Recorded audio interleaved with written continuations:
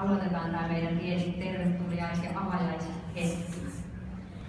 Level Oyn tarina alkoi oikeastaan viime syksynä, kun Kaisa sai ajatuksen perustaa tämmöisen hyvinvointi- ja valmennuskeskuksen, ja siitä sitten meitä matkaan lähti muita naisia ja maaliskuussa yritys sitten virallisesti perustettiin.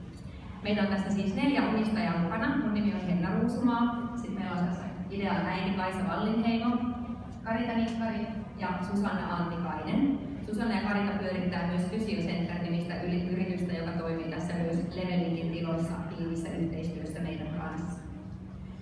Level tulee englannin kielen sanasta level eli taso, ja se kertoo siitä, että me toimitaan hyvinvoinnin eri tasoilla ja eri tasoisten ihmisten kanssa.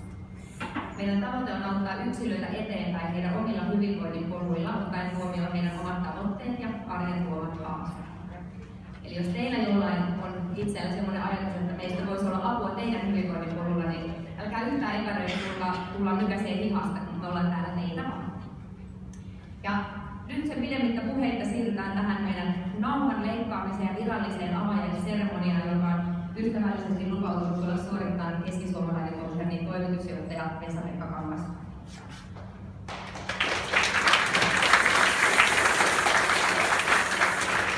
Olen ihan varma siitä, että voin ihan tuon ohjeen mukaan, että se on miten puhetta.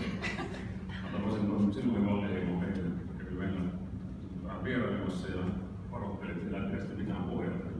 Silloin lähteellä kävi lompakko break, kävi katsomassa ja voisi kirjoittaa puhetta.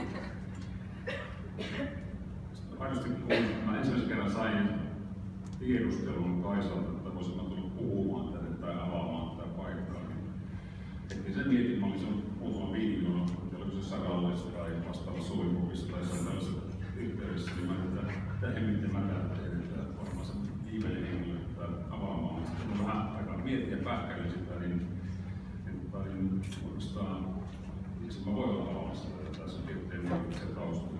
Itselleni että ei vielä läheistä suurta kuntosalien voimaharjoitteluja tässä yrittäjässä ja juttelinkin, että mulla on sellainen niin epämääräinen kuva mistä kuntosalitoimista. Nyt kun nähdään esimerkiksi tämän paikan, niin se mielipideen näkemys on muuttunut aika paljon.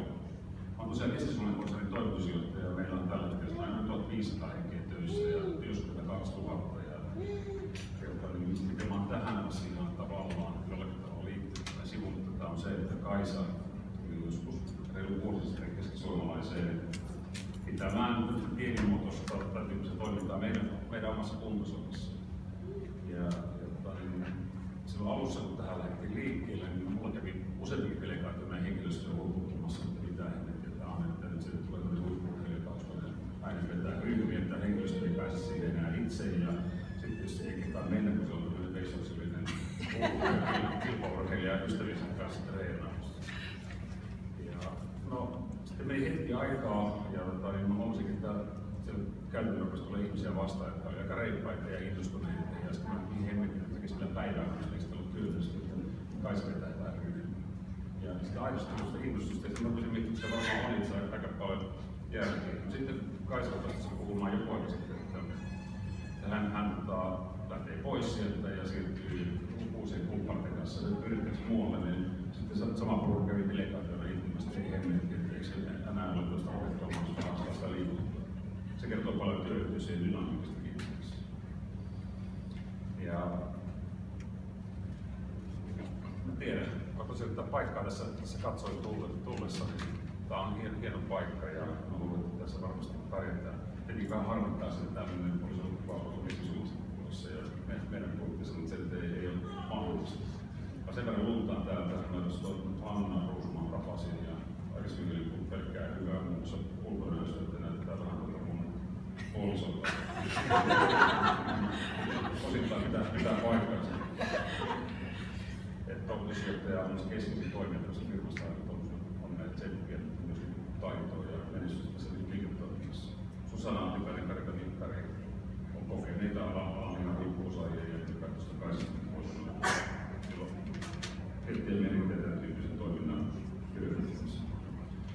Keski-Suomalainen konsernin puolesta ja lehden puolesta niin on todella menestystä ja onnea, että pärjäävät sinnikkäästi hommia. On sellainen sivutoiminta, on Elinkeinoelämän keskusliiton hallituksen jäsen ja on tekstiä ja sain vaan yrittäjyyttä tuolla uuteen yritykseen. Mutta kuitenkin tällä alueella ei yhtään liikaa tällaista aktiviteettia, että tulee jotain uutta, joka saa tämmöistä motivoitunutta tekijäjoukkoa, innokkaita ystäviä sinne ympärille. Ja mä oon aika varma, että pärjää.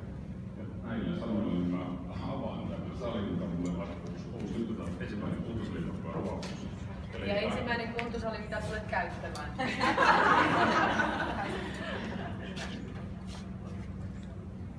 Ei tuossa kameraa. Otetaan vähän.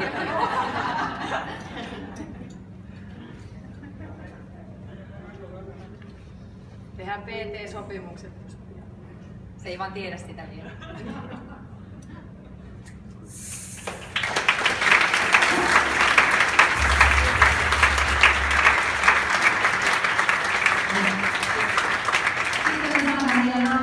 Vähän afrikkalaisesta tunnelmasta, eli tähän vielä perään meille esiintyy Mami Vapaa tanssiryhmän koreografia-ohjaaja, tanssinopettaja Mariana Silmämäki ja hänen päästään muusikko Jarmo Kovi. Mariana vetää myös Jarmo kanssa